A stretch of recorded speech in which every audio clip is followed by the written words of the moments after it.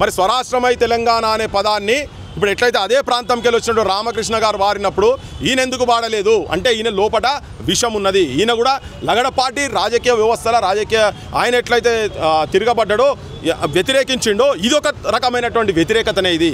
Okay, so ఆయన ఈ ప్రాంతం మీద ఇక్కడ ఇదొక అస్తిత్వం. భారతదేశం అంటేనే విభిన్న జాతులు, విభిన్న కులాలు, విభిన్న భాషలు, విభిన్న సంస్కృతులు, విభిన్న కట్టుబాట్లు, విభిన్న ఆచారాలు అన్నీ కలిపితే ఒకటైంది. It is a federal state. India is a federal state.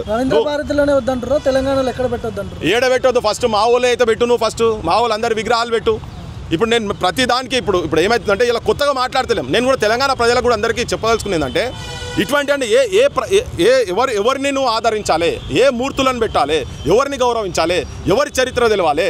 నేను ఇంకోటి ఏంటంటే ఇప్పుడు వీళ్ళందరూ ఇట్లా నేను చెప్పిన అన్నిట్లల్లా అదే రామకృష్ణకు ఇంకొకటి చెప్తున్నా. ఇక్కడ వివక్ష ఏం జరిగిందంటే ఆయన రామకృష్ణ అంత పెద్ద సింగర్ అయిన తర్వాత కూడా ఆయన తెలంగాణ పాట పాడిండు, తెలంగాణ జై తెలంగాణ అనే పాట పాడిండు అని ఆయనకు పాపం ఎక్కడ ఆంధ్రాలో ఒక్క విగ్రహం కూడా లేదు.